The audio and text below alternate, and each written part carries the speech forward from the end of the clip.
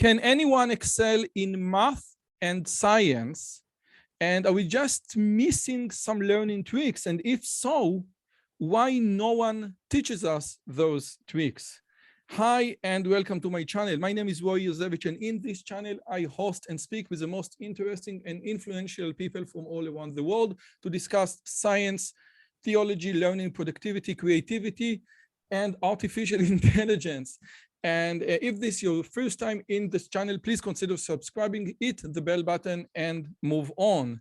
And my guest today is Professor Berberah Oakley. Professor Berberah Oakley is most recently a distinguished professor at some universities in the United States, I forgot. But much more importantly, she is the author of Mindful Number, and with Terry Sinofsky, she have the most viewed online course, MOOC, in the history of online learning, Learning How to Learn. And in this channel, I have had many very important and very brilliant people from all around the world. But I think that Berberah has changed my life the most, because ever since watching her online course, it completely flipped everything that I knew about studies, about learning, and many of the things that I'm doing today are strongly related to the techniques that she taught me 5 years ago. So, Barb, thank you so much for coming. It's a true honor to speak with you today. Oh, I'm so happy to be here. And now after this buildup, I'm like, oh my goodness, what can I possibly say that's going to sound innovative? Because I'm a pretty normal person.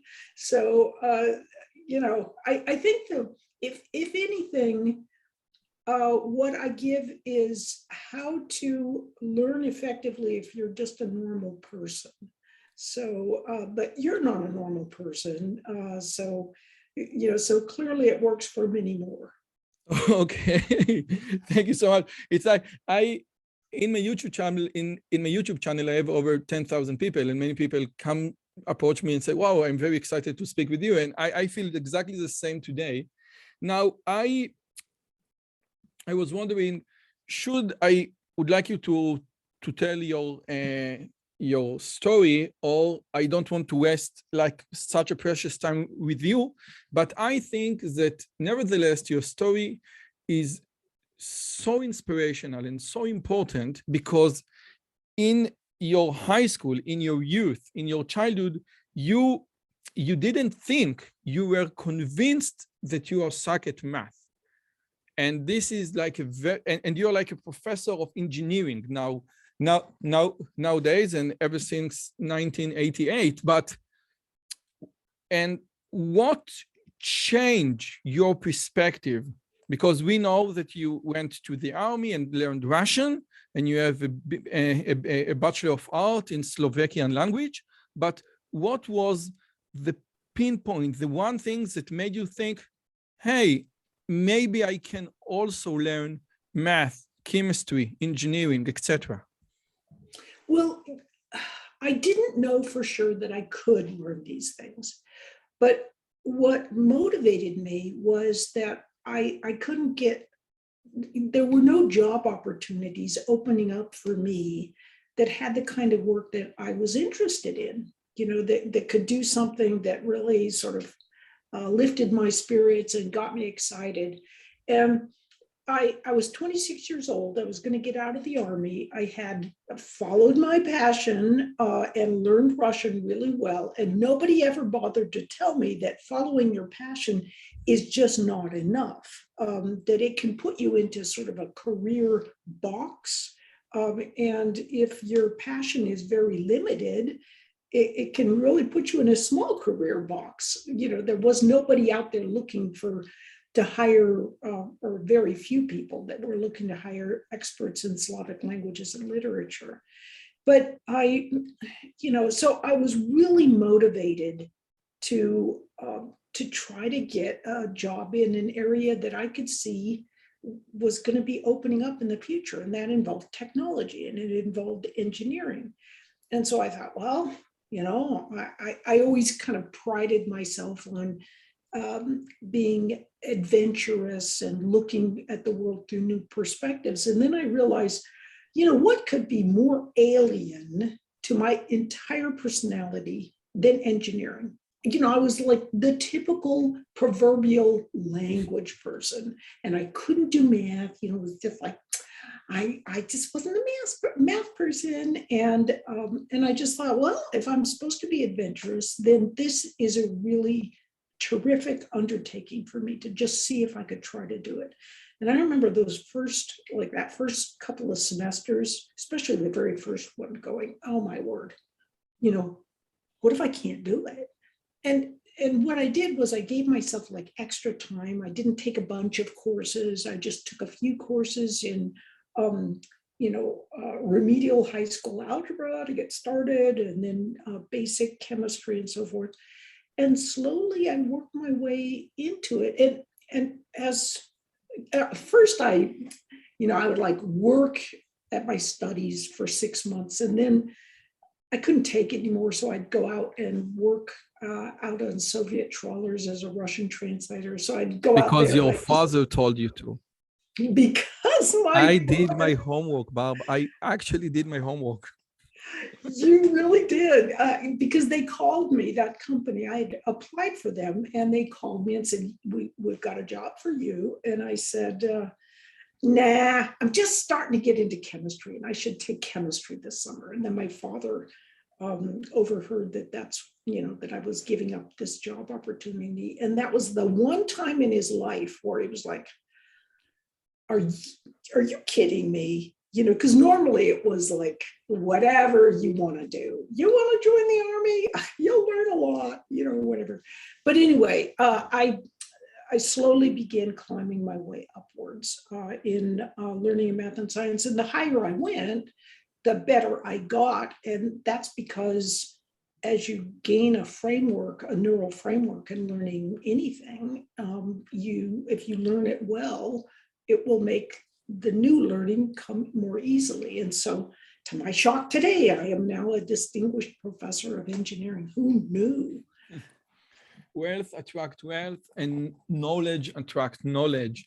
So I wanted to ask you, because you said about follow your passion being bad advice. Now, I had the same thing with Mike Rowe, which is like the producer and of Dirty Jobs, and Cal Newport in Deep Work, which basically says that when you focus on follow your passion, you basically focus on yourself. You are the center point, and you need to focus on the other people. What industry, what society wants from me? What set of abilities should I possess in order to be effective towards something in the industry? So if you could please elaborate on this, because all this millennial thing, many people just follow your dream, and it's not just bad advice because many people want to be on American Got Talent, which is like a fraction of the people,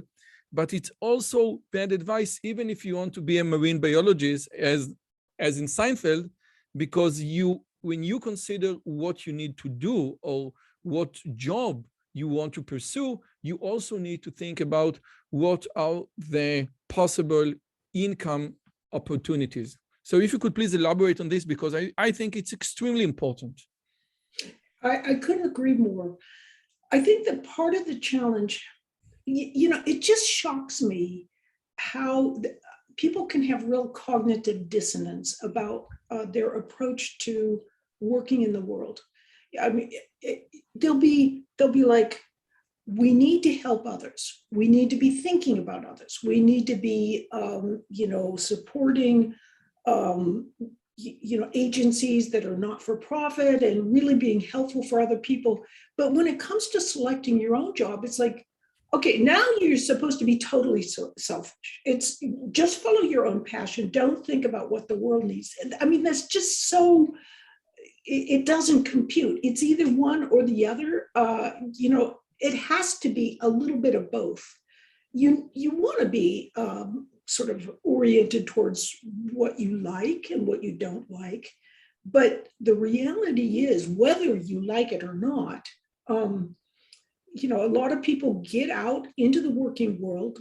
They can have, if they're not careful with what they study, They can end up, doing social work, which may help others, but they don't even realize that the amount of debt that they acquire to get that specialization is virtually never going to be paid off during their lifetime.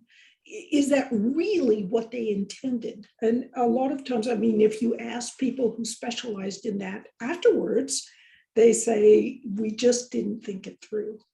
So it's really important to approach your job, your vision for your future with a little bit of, nitty gritty, willing to face honest facts.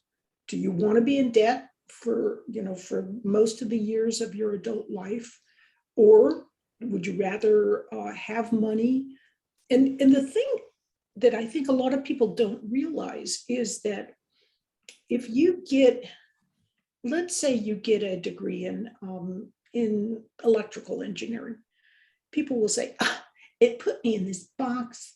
I was working in a cubicle, or, I'm going to be working in a cubicle and so forth. But you get a degree in electrical engineering, what that really does is simply prove that you are really smart and you don't have to work as an electrical engineer. It actually opens so many job opportunities for you. So, putting in a little bit of pain, it's super easy to get some degrees. People will argue with you, but sometimes I joke that, if you run into a bad professor or a couple of professors in engineering, they can chase you out of the discipline. And in some sense, psychology can be considered the crystal meth of bad engineering professors. It's like when life gets bad for, studying engineering, you take the easy way out. And it can be disciplines that often simply, don't pay as well. And it's because many, many, many more people are able to do those disciplines. And so it just makes it that way. So, I love psychology. I'm fascinated by it. I'm also very much aware that if I were to get to have gotten a degree in that, it would not nearly have opened the doors that having a degree in engineering and then looking at psychology. In fact, I'm able to look at psychology with a much better perspective now with my background in engineering. I can see the gaping holes in the discipline that psychology majors simply can't see. It's trained out of them. So if you're and by the way, many mathematicians will say that they see the gaps where you as engineer, you and me as engineers, we cannot see. So many mathematicians, although earning much less money, will say, you lack this toolbox that we possess, and therefore you need us. And in some part, this is absolutely true, because we as engineers, our math capabilities are very limited compared to mathematicians. So it goes just as engineering and psychology, it will go engineering, physics, math. Yeah, that's such a great point. And I think sort of a corollary to that point is whatever field you are trained in, it can be that outsider perspectives on that field can be extremely beneficial. And so Thomas Kuhn, in his book, Structures of Scientific Revolution, found that there were two major types or groups of people who could think in truly paradigm shifting ways. One was young people who hadn't yet been sort of indoctrinated into the disciplinary way of thinking, but the other group was people who had originally been trained in other disciplines. And they're able to look with fresh eyes at whatever that discipline is. So, whether you're a physicist looking at economics, a mathematician looking at engineering, there's so many ways that you or can... psychologists looking at economics, like Daniel Kahneman, or the examples that you provided, a physics try to go into the field of neuroscience. And if he does the training phase correctly, he will be a master, bring his own fresh perspective. That's exactly right. And I think you bring fresh perspectives by your very different background. And that's what people love about your work. Thank you so much. Because I've written 4 psychology books, basically, but we dismissed all the humanities in our channel. Now, most of the books in my libraries are humanities. I adore psychology, I adore philosophy, I adore everything, but there is something about the objective metrics in the science that you cannot achieve from the humanities. Something that is, paraphrasing Hamlet, something is rotten in the kingdom of humanities. And we don't see this rotten thing in the kingdom of science yet because of the objective metrics. The objective metrics that something can be either true or false, correct or incorrect, true or wrong.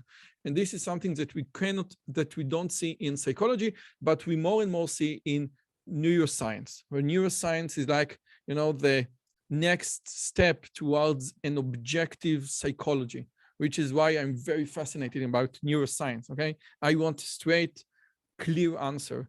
But with your permission, let me give another perspective of what you said, because you said that you are even thinking about yourself or thinking about others. And if I can quote the late Ken Robinson, the element is a place where your talent and your passion meet. So this is exactly the thing. If you're going to a walk when you have passion, but you don't have talent or skill, it won't work. So if you want to take care of yourself, if you want to maximize, if the target function is to maximize your fun, you should also consider what things you are good at and not only the things that you like, because the element is where your talent and your passion meet. So this is another perspective. You always need to think or rethink about how can you utilize your skills. What do you think? Well, I'm always suspicious of anything that Ken Robinson says. And indeed, if you looked at me, I was like totally not good at mathematics. I mean, just terrible at it. And I had no technical skills. So I should obviously never become an engineer, by that light. I think that a lot of times passions develop about what you're good at. So if you're willing to put some time in while you're still not good at something, you can start to become good at things, and then that can start to develop a talent. Now, will I be comparable to some of my engineering professor friends who can, analyze a circuit at the drop of a hat? No, but on the other hand, I can use my engineering skills to do handsprings with things that they cannot. So, I'm really glad that I studied engineering, and I may not be, I'm no, engineering genius, but I can do things with engineering that standard engineers cannot. And I'm really glad I studied the discipline. I saved this question for later on because I have carefully viewed your scholar profile. And it seems that, yes, so and basically ever since 88. And I have a theory that, reading all your articles and your most quoted articles are not about engineering, are about education and the learning and how to cheat, how to teach, and the online learning. And in some aspects, it seems that being an engineering professor is just like the credentials, the mandatory credentials that you need in order to say, listen, those techniques actually work, okay? So if your most important work, according to Google Scholar, is not in the field of system engineering, but in the field of online learning, education, and so on. Would you agree? Yes, I would. But I would also say that look at that I feel much more comfortable in the technology of creating massive open online courses than the vast majority of academicians because I'm trained as an engineer. So I can kind of go back and forth and, sure, does Yale have a large course in the humanities? Well, that professor, who teaches the course is augmented by an enormous team at Yale. And, for Terry and I, it was just kind of us, and my hubby helped some. So, the engineering training, I mean, it may seem like, it was just a credential and it wasn't important, but it was immensely important in my ability to, part of it is when you're teaching about learning, if you're a psychologist teaching about learning, people like a programmer is going to sit there and say, yeah, right. Yeah, but what do you really know from an advanced technical perspective about about programming, about engineering, or any of those about things. calculus? You can't teach me how to learn calculus because you never took calculus as a prerequisite course or linear algebra. Exactly right. And so when I'm teaching about about how to learn effectively, people can see that I've walked the walk, that I actually know what I'm talking about when I'm talking about taking a derivative, or, I can actually spell eigenvalue, unlike Malcolm Gladwell. And so, it makes a big difference because the way I teach about learning draws on my own background learning at very high levels in STEM disciplines. This is very interesting because people usually go only one way and not the other way around. They usually don't say, okay, you are expert in math and science. How can you teach me about learning psychology or the humanities? They only go from the humanities to math. They say, okay, you are expert in psychology. What do you know about math? But if you're expert in math, they will assume that, yes, if this helped for math, it will definitely help for the humanities. And I don't know if this statement is actually true. Do we need like different techniques and different tools for the science and humanities? Or basically, if you look at the science of learning, yes, chunking, retrieval practice, recall, interleaving, all the other things, they are basically the same for math and for the humanities. Well, the thing is that if you look up till about, I don't know, maybe 5-8 years ago, psychologists would say things like, it's really not important to remember anything at all because you can always look it up. And that just doesn't work in learning in math and science. And it really doesn't work in learning language and a lot of other things. But psychologists, and we're talking, people with PhDs from top universities, they would all go about mouthing this off. And I remember attending a workshop that I finally just, I waited until a break so that I wouldn't stalk off and discuss actually during the time that he was teaching the workshop. But he was saying, well, you don't need to memorize anything. You can always look up things. And I finally raised my hand and just said, there's profound evidence that that's not true. And there were a couple of other engineers in the audience that said, that's the same thing for me. I found that if I memorized some equations, it really helped and so forth. So anyway, I think psychology, and clearly there's some great researchers in cognitive psychology, Jeff Karpicki, Pooja Agarwal, and others, with retrieval practice, with deliberate practice, with the Bjork Lab. Bob Bjork is awesome, and they're doing some great things. And it's starting to come into the fore now. But I for a long time, psychology has, in my opinion, had counterproductive effects when it comes to education and learning. Which leads me to the next question, which I'm pondering about for like the last 5 years. If you look, or if someone will ever write a book about the history of online learning, he will mention Coursera, edX, Udacity, Udemy, Salkan, etc.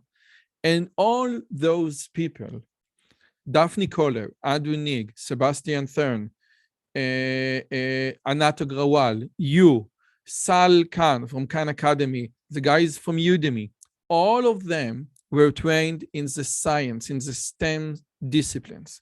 None of them was trained in the humanities. None of them was trained in psychology and education. So the biggest leap or the biggest progress that humanity has ever known as like the online course, the online massive open online courses, was brought to us solely by people from the STEM.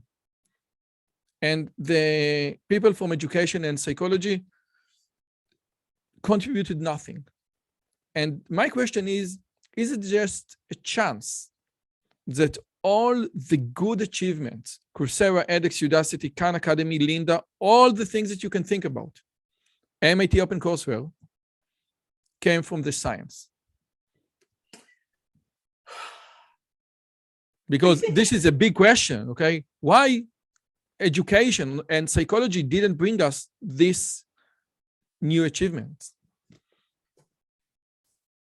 You know, education is not solely online, although I love to think that, you know, the future of education will be heavily invested in online. So online is by its very nature, very technical. You know, developing new platforms is a very technical thing. On the other hand, who is the president now of Coursera? An English major who's really able to bring in some great perspectives and new ideas. So I think that it's, you know, it's not a fluke. It's that, you know, that we have all these sort of STEM-oriented people who are involved in online education. It's simply a factor that, you know, the development of many of these platforms and so forth, you know, it demands a technical background. But for me in particular, I sure could not have done what I do without my background in the humanities. I mean, that allows me to much more easily bring in metaphor and, you know, just sort of... The zombies, the famous zombies, yes. Zombies. Yeah, and octopuses and the pinball. This was very harsh for me because we usually don't play so much pinball in Israel, so I needed to go with other examples as well. And there's ways to do it. So, you know, I think we shouldn't discount the value that humanities can bring, but I do like to think that it would be beneficial for those in the humanities. We're always saying that STEM students need to study the humanities.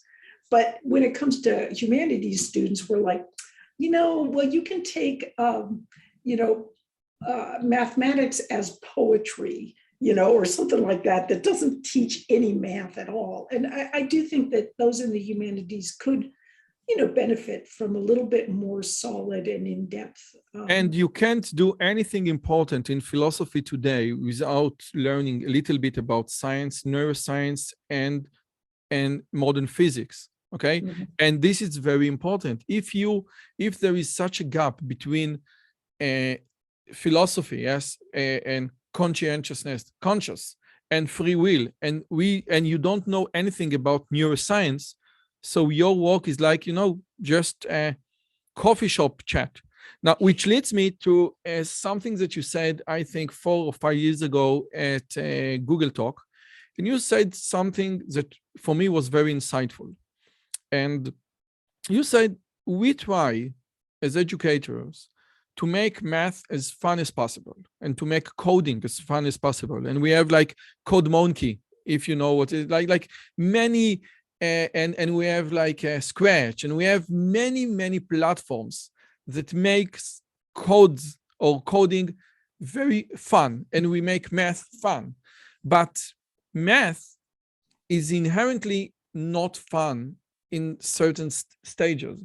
And when we say to the young kinders or to middle school guys, this is math, and the first time they approach math in its real form in the university, they will give up. And we need not to make math more beautiful than what it is. We don't need like sprinkles and flares. We need to say, listen, this is math, this is challenging, this is hard, but it's worth your time. So A, did I understand you correctly? And B, could you please elaborate on making math too much fun? Well, I think you characterized everything that I said perfectly. Probably, I think you said it better than I did. But it's a little bit like learning to ride a bicycle. When you're first learning to ride a bicycle, you fall down, you get, bumps and scratches and bruises, and hopefully that's all you get. So it's not necessarily fun at all when you're learning to ride a bicycle. But once you get past those initial stages, it gets pretty cool. So it's kind of like, when people are learning a musical instrument, they know that they've got to just practice. There's times when you just have to practice, and it's not all super fun. It's not all playing air guitar. And so, when we try to turn learning of math or of a language into air guitar, where it's just all fun stuff, but it's fluffy nothing burger, students, they don't really learn it. And then they begin to feel it later on, that they haven't really learned it. And then they start disliking that subject because, it amazes me sometimes that we will have students, from the US and in my classes, and they feel super uncomfortable with anything mathematical. And you can tell that it's how they've been brought up. It's the mathematics, the way they've learned mathematics, which in my mind, I think there's pretty good evidence that it can actually cripple students' abilities to learn in math, because they often de-emphasize. I did this op-ed in the New York Times about the importance of practice to learning math. You would have thought that I had just suggested burning down all elementary schools in the US. The reaction was, oh, how dare you suggest they need more practice? This is what kills their desire to learn in math. And it's like completely the opposite. You have to go through this kind of tougher time of practice. And that's when you come out at the end, you've got these nice neural structures that you can hang new ideas on, and learning starts to become more and more fun. Let's dig in. So make it more concrete. Do you think a sixth grade child need to learn by heart the multiplication table? Do you think that a middle school or a high school, no matter what kinds of stage in math, need to learn how to do basic derivatives? What do you need, or what do you think we need to put into the syllabus of math in schools?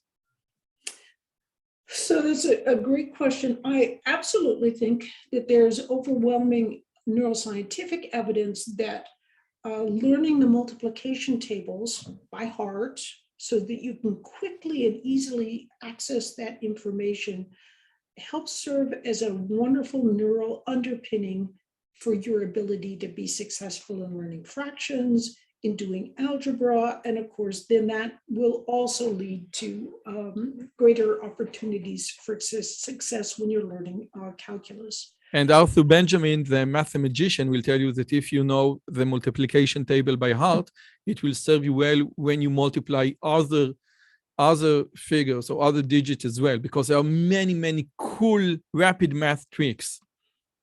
Oh, yeah. Oh, yeah.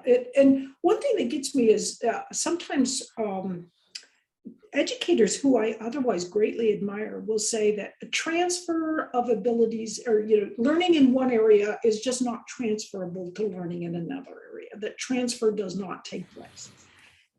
But when it comes to, they like conveniently leave math out of the picture when they're talking about that, because math is by its very nature so abstract that it's really transferable in its skills. That's why if you learn physics, the math of physics, you can learn the math of, Wall Street and become a quant or whatever. So so there's that. Okay, so, but what about probability? Because I think that, again, it was Arthur Benjamin, and I very like, he is truly a great guy. And I think it was Arthur Benjamin who said, we need to learn or to teach more probability, more statistics, okay? Because those things are the subjects or disciplines that we tackle, that we meet, that we encounter on a daily basis. And many people don't know what probability is and how does it relate to their lives. And we rarely learn it in this notion, not Bayesian theory, nothing. See, I guess for me, I get a little bit, I find this to be a bit of a conundrum that I find it difficult to answer as well. If you look at the Chinese and how the Chinese learn math, they're already learning calculus, and by high school, early high school sometimes, and they find the US systems to learning math to be a joke. If we were to use more of a Chinese approach, and I'm not saying that you also dump in the other kinds of indoctrination, and rigidity that come along with it, as in, there's a feeling in China that teachers are gods in some sense, and you never question your teacher and so forth. And I think that's part of the problem with to my mind, with some Asian systems of learning. But if we were to have a very good math system that used much more approaches from neuroscience, we would have time to also add in probability and statistics in the higher levels of high school. So, that I can see the case. I just hate to throw calculus out because I do think the calculus is important, but I also really love and appreciate probability theory. So that's a tough question. It's like Sophie's choice. Okay, so if this was a tough question, let me give you even a harder and inflammatory question. And if you don't want to answer, I will totally understand. I started writing a book about artificial intelligence, and then I thought maybe we need to devote one chapter to human intelligence, because after all, artificial intelligence tries to imitate human intelligence, and this chapter became a whole book. Yes, over 400 pages of human intelligence. And since you mentioned the Asian education system, part of what they do in Singapore is that they give you a test on when you are 6 or 7, and this test separate different kids to different schools. There are the professional schools and the more academic schools, and those tests are basically IQ or intelligent tests. And my question is, because if I read your book, How to Excel at Math and Science, even if you flunk algebra, one thing that is not mentioned in this great book is the thing of human differences in cognitive abilities. And some people cannot learn math or cannot learn algebra. I know for myself that I'm not good at university math. Okay, I know I can see people, and because I see people in the academia all the time, which are much brighter than me, and I know that if I would have gone to a major in math, it wouldn't go, because I'm not smart enough to do math in the university level, and I cannot contribute anything I can contribute in many other disciplines, but I cannot contribute in math. And my question is, what about human differences or in cognitive abilities? How do you approach this very, very important yet inflammatory subject? Oh, that's such a great question. And it's so funny because I am just wrapping up the scripts of 2 videos on neurodiversity and how people really learn differently. Just to very quickly give a sense, there's 2 different main learning superhighways in the brain by which you can deposit your sets of neural links in long-term memory, your memories. One is the declarative system through the hippocampus.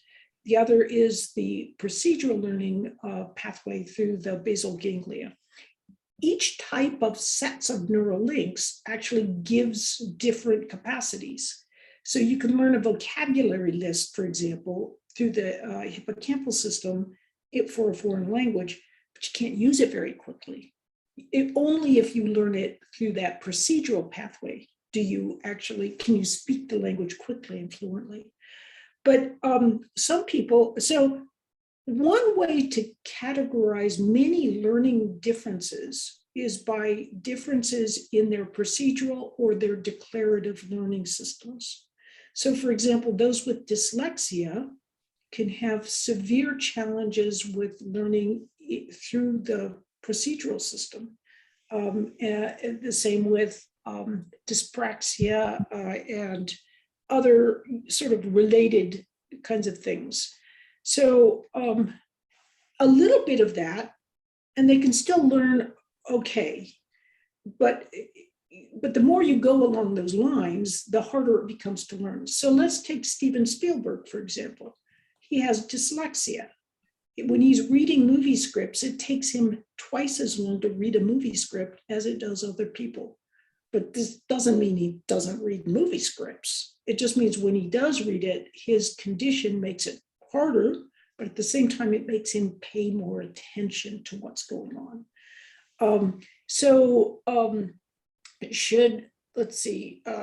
There's clear evidence that autism, for example, or the autism spectrum can enhance procedural learning and perhaps minimize your ability to learn through the declarative system. So the thing is, we can't put all learners in a box, but at the same time, if we treat everyone as completely individual in their learning, which is the true way it actually is, it would become so complicated to try to teach that we couldn't really teach very well. So we generally teach to the sort of the midpoint, people who are able to learn through both systems pretty well. But I think it's really important to realize that some people really will struggle with, procedural type learning, and they might struggle with ideas like struggle with even learning the multiplication tables, because that procedural system helps with that type of learning, but they can still learn math in a different way. I think that it's like Immanuel Kant saying that schools is for the mediocre, because the bright will succeed even without school and the weak won't succeed even with school. But I think that you don't treat the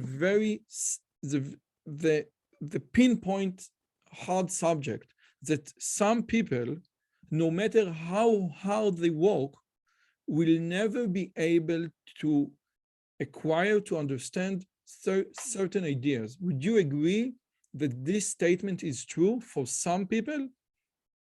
I think that statement is absolutely true.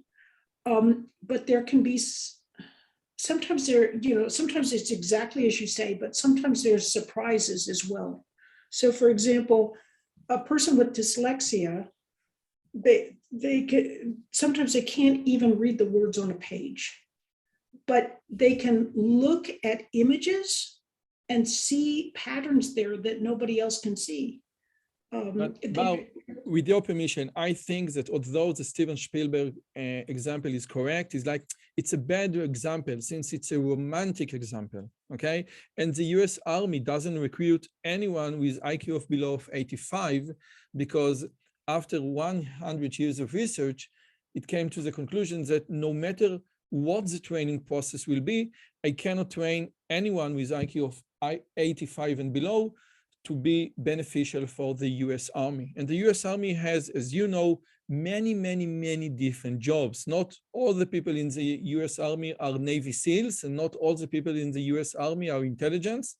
And although this, after 100 years of research, they cannot train anyone with IQ of below 85. And usually when we say and we think about education and learning and online learning and Coursera and edX and all the great guys, Andrew Nag is a genius, Daphne Koller is a genius, Anat Agrawal is a genius, Sebastian, wow, all the great guys.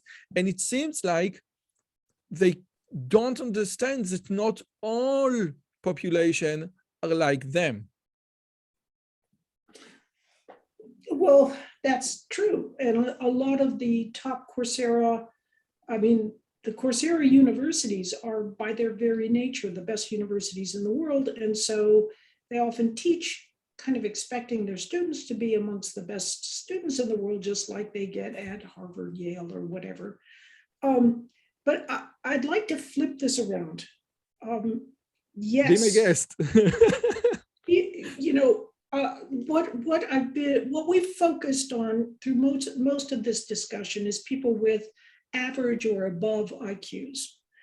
We absolutely, if you have a low IQ, it makes learning more difficult in every sense. But at the same time, I know a group of disabled students with IQs of 70 and below who were, they were just institutionalized, and then they were taught some techniques about how to learn effectively.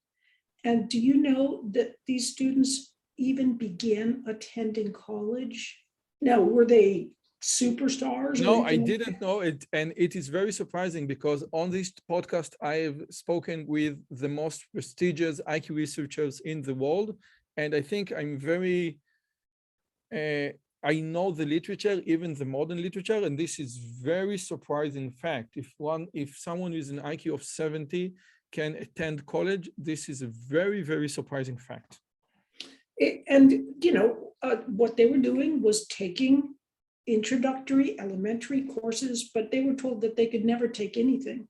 And they never even thought of themselves as having any ability to learn.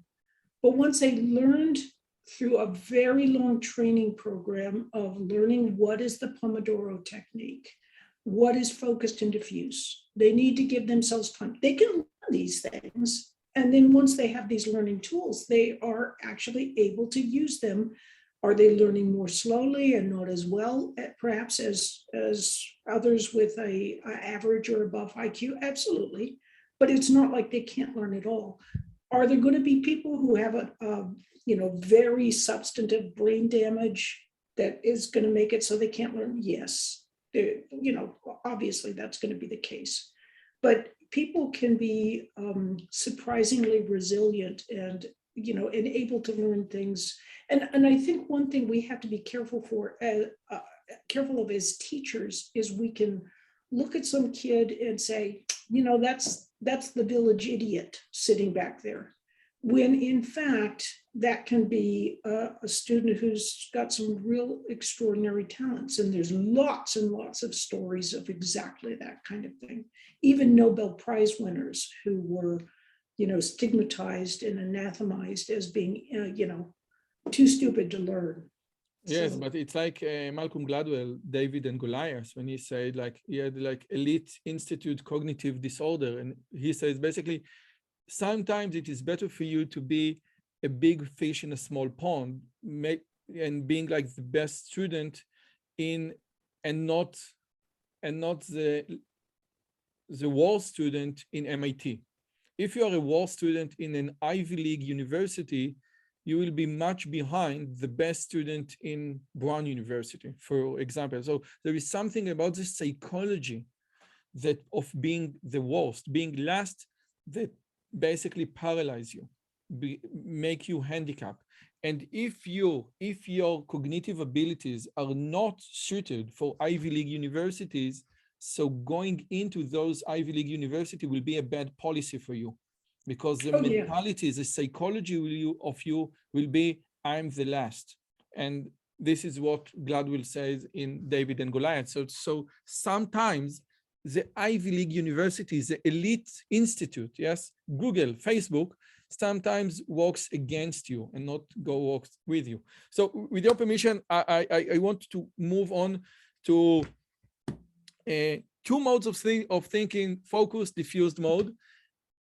I have never seen this theory anywhere elsewhere, just in your course, in your book. And you say, listen, we have like over 30 modes of thinking, and you quote and you reference all the things that you said, but how did you come up with this theory of focused and diffused mode?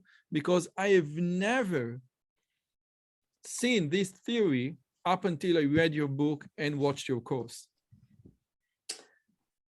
Well, I guess I've done a lot of reading in neuroscience and cognitive psychology. And there's just, to me, there's an amazing amount of material that's out there that nobody writes about how it can be applied. For example, these differences between the declarative and the procedural learning pathways. I mean, nobody's really brought that into and applied it in education, and yet it's profoundly important in education. I've been lucky enough to work with neuroscientist Terence Sinowski, who's the Francis Crick Professor at the Salk Institute, and he's one of only 12 living human beings who's simultaneously a member of all 3 US National Academies of Medicine, Engineering, and Sciences.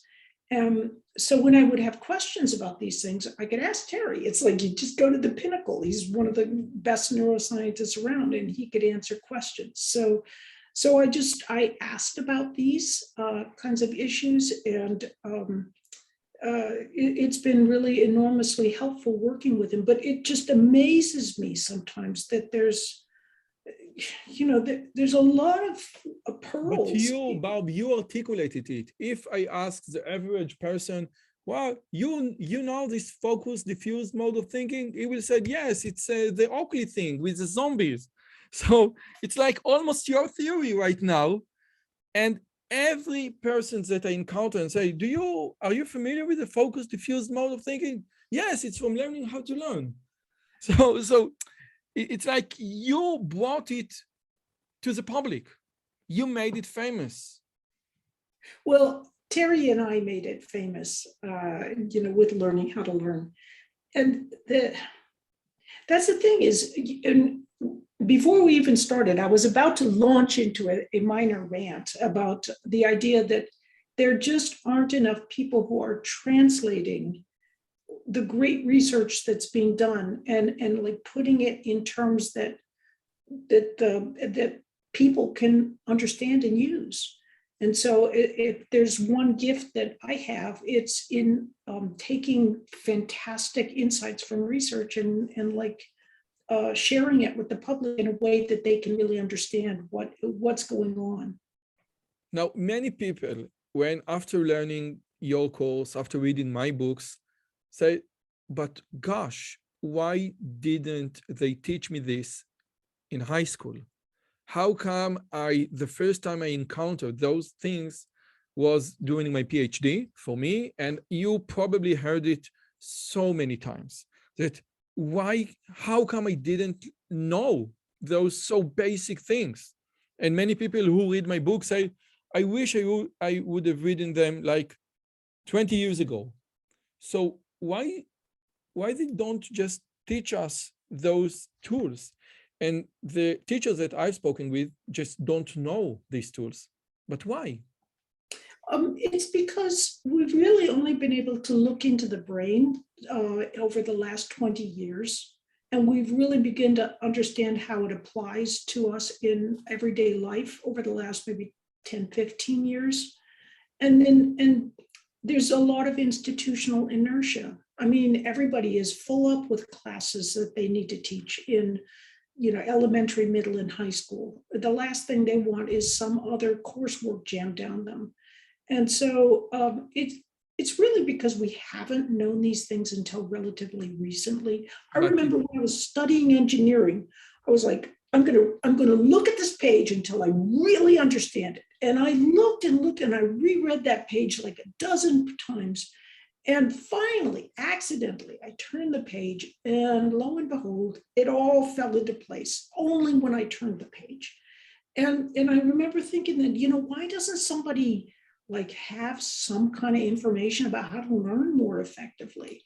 And it's back in those days, the 1980s, that just didn't exist, at least not for learning in math and science. But now that we have your course, and we have Ali Abdal, and we have Thomas Frank, and we have Karma Medic, and we have like all these great YouTubers online explaining those things, and we have Benedict Carey, how we learn, and we have like many things.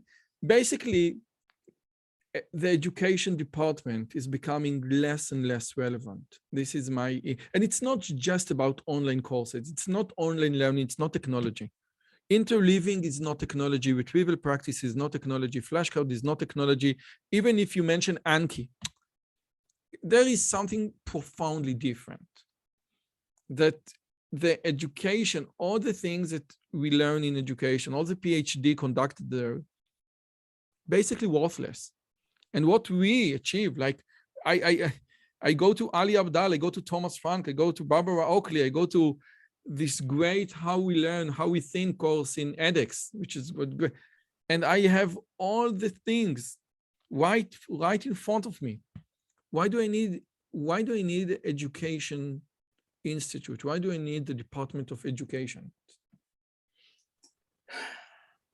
You don't have to answer this. Well, the problem is schools of education around, certainly in the US, are often just completely out of date. And the problem is that there's no incentive really to get up to date, because they can, if you want to get a teaching license, I mean, you have to go through, and there's no really compelling need for them to like stop teaching learning styles, for example, or teaching other outmoded theories that really have nothing to do with the latest breakthroughs in learning. There's just no incentives for them. So I think the only incentives that can take place are if good online schools of pedagogy can become available that are competitive with and that compete with these sort of staid, old-fashioned approaches to education.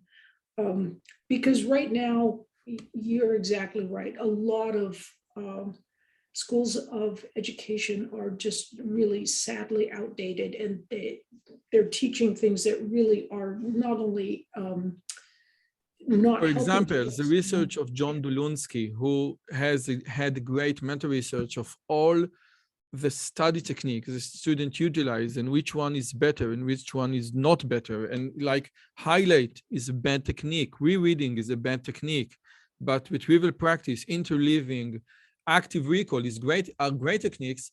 And nonetheless, you see students in those departments highlights everything, and highlight only beneficial for the highlight producer so it seems, just like you said, we have the research and we have the population, but there is a huge gap.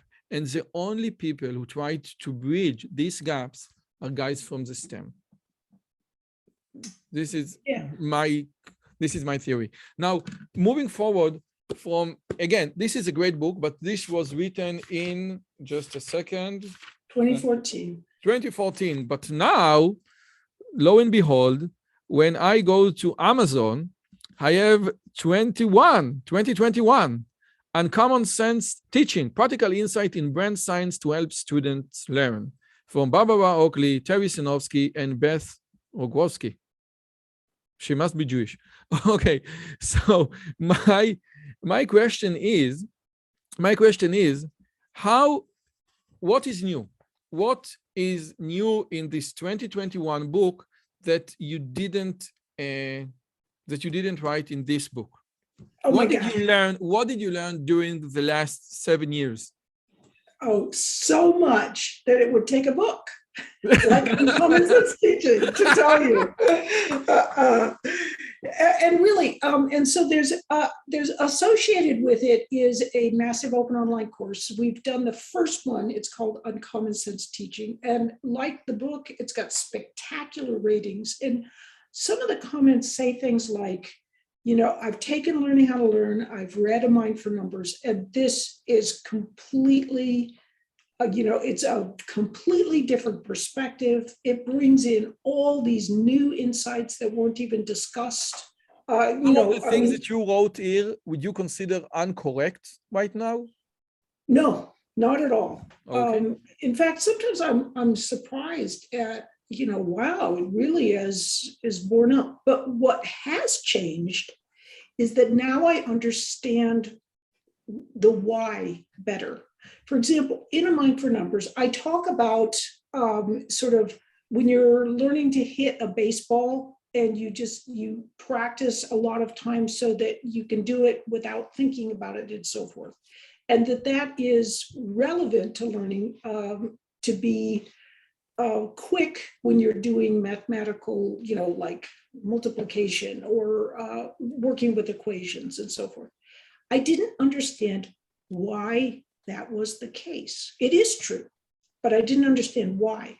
But now I understand why, and that's all explained in Uncommon Sense Teaching. Which is also has like this companion online course in Coursera? Yes, yeah. So the great thing about writing a book and pairing it with a course is that book it's like a rock. You can look at it, you can analyze it, you can hold it, and you can think about things. With a course, a lot of the ideas are about things that are processes that are occurring in the brain. So you want to see how those processes are flowing and interacting with one another. And you can't do that with, you know, it's harder to see with a bunch of still pictures in a book. Whereas, you know, you can instantly see the relationship and how things are flowing. And it's, you know, and plus you can have lots more fun surprises. I didn't bring zombies in. Maybe I should be bringing zombies into too. But there's lots of really fun things. I must ask you because someone just cut your head there, yes? Or it is in another course?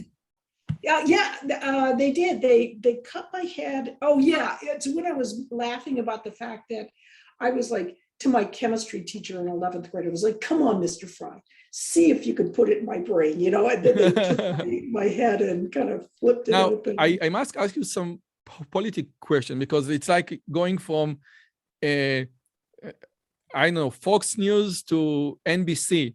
Now you are like the Coursera talent. And did they approach you from edX and say, listen, would you like the next course to be at edX platform? Or you are like the talent of Coursera?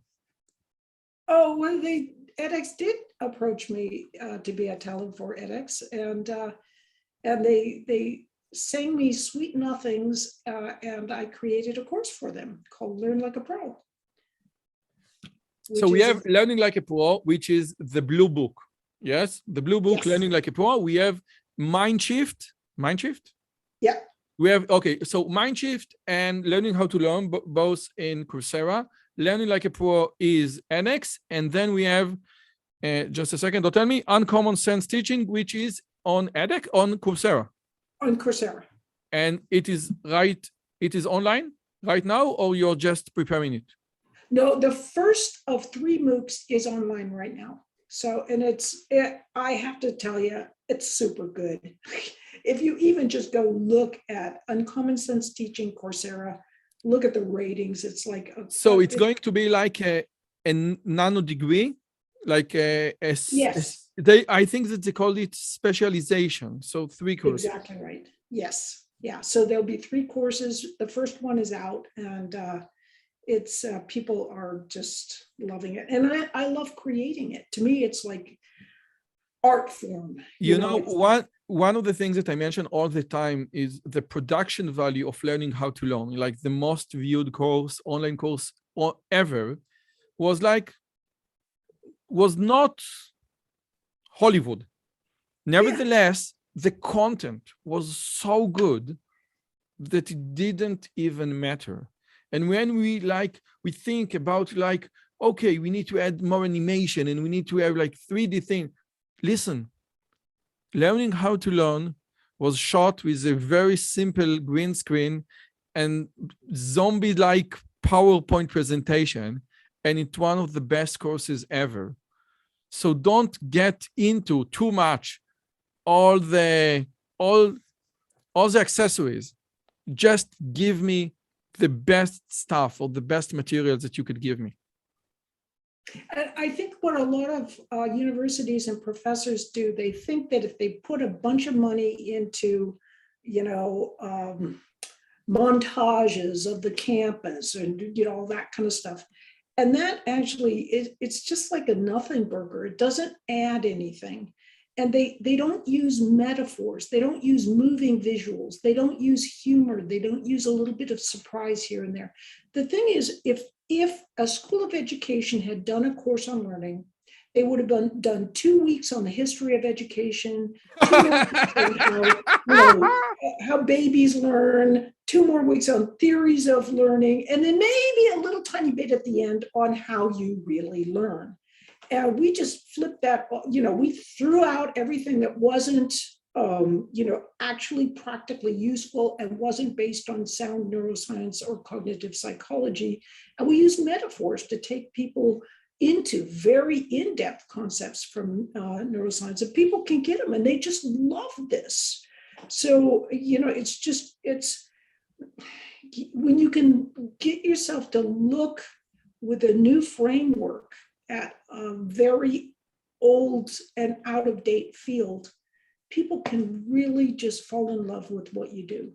Wow. Now, with your permission, 2 last questions, okay?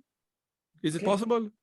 Okay. Yes. So one thing that it means that I a little bit like you, that I certainly hope that some of your books, including Evil Genes and Pathological Altruism and Cold-Blooded Kindness, are not in the realm of complex system engineering. Like you wrote a non-fiction book on subject very much different from your daily job, and so do I. I wrote a book about intelligence, now artificial intelligence, about learning, about all the things.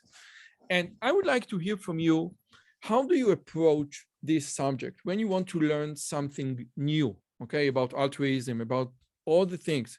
Because some of the books were published like in 2007 and 2008, and it's way before learning how to learn came about.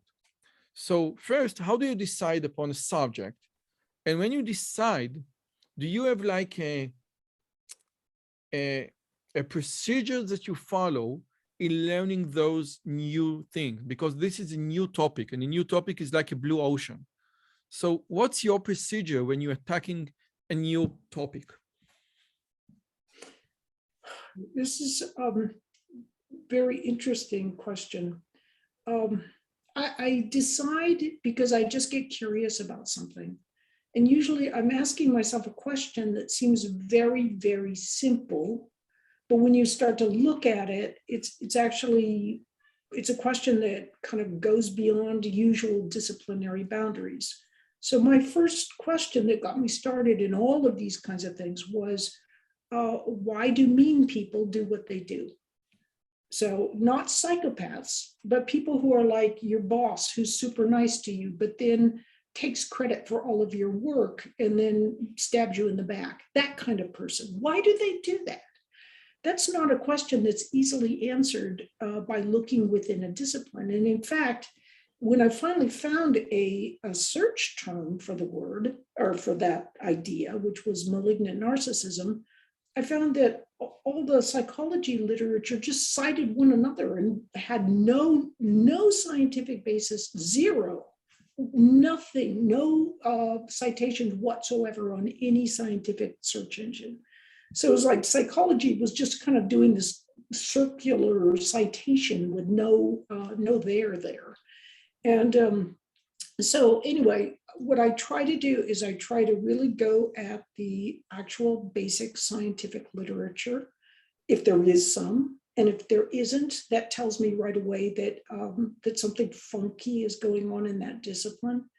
For me, when I was trying to get tenure as an engineering professor, I spent 6 years writing Evil Genes, Why Rome Fell, Hitler Rose, Enron Failed, and my sister stole my mother's boyfriend, and I kept it hidden carefully from anything. So my school Tenure engineering community. well, they never had any idea that I was doing anything outside of the ordinary, usual engineering stuff. But I also, I tried, like when I started to write about pathologies of altruism, at first I thought, well, first I should start to try to learn everything I can about altruism. Well, I quickly found that that's kind of a complete waste of time, that I could spend years trying to understand all the research on altruism, but very little of it had any neuroscientific underpinning. And even what there was, as far as neuroscience, was questionable. So I just started kind of researching, and because I didn't know things, I did this edited book with my colleagues and asked people to write about pathologies of altruism in their field. And sometimes I got some really good stuff that helped teach me about it. And it was all very informative. And sometimes I just got regurgitated stuff that was of no interest to anybody. So sometimes I had to tell very major scientists that, sorry, their chapter has been rejected. But, you know, so I guess it's always trying to use a solid research foundation, just going in and checking the direct literature, scientific literature myself, and then avoiding getting caught in the trap of lots of social science research that really isn't well grounded on science. I think that what you said about everything that you said was important. One thing that looking for the right search term, and sometimes it will take you a lot to find the correct term that you need to check it up on Google Scholar or any other book. But when you find the term, you say, wow, I found something. And it's like a journey. Every time it's a journey, and you start with like a notion of something that you want. And during my intelligence book, I just changed my mind a few times. Wow, this research is so different. Wow, it's a wonderful journey that I feel sorry for anyone who hasn't gone through this journey. It's a very emotional, it's an adventure journey. Professor Barbara Oakley, the one person from outside Israel who completely changed my life in the last 5 years. First of all, thank you so much for all the things that you do for education, for online learning, and for all the students who wants to excel at math, even if they flunk algebra. So first, thank you so much for your time. Well, I can't tell you how much I appreciate it. This has actually been such a fun and fascinating conversation, because you've really thought about a lot of the things I've wondered about. And your work on artificial intelligence and its relationship with human intelligence is really a fascinating area. So I salute you for your work on that. That's something I've just kind of gotten the edge on. A little bit with procedural learning, because our understanding of artificial intelligence and our understanding of the procedural learning system have informed each other, and they've grown hand in hand. So you're working in a really, really cool area. But it's just been a marvel today speaking with you. Thank you so much. What is like your next biggest project after the current uncommon sense teaching? What is like the next biggest thing? Oh, okay. So I'm working on this, and then I'll work on specialization related to learning for programming purposes. And then I am very excited about doing a book and probably a MOOC on critical thinking and the effects of the procedural system, which are unconscious, on our ability to think critically. Wow. Looking forward to it. And now, right now, I'm going to sign myself to Uncommon Sense teaching. Barbara, Oakley, thank you so much for your time. This was great talk. Thank you so much. Well, thank you, Roy.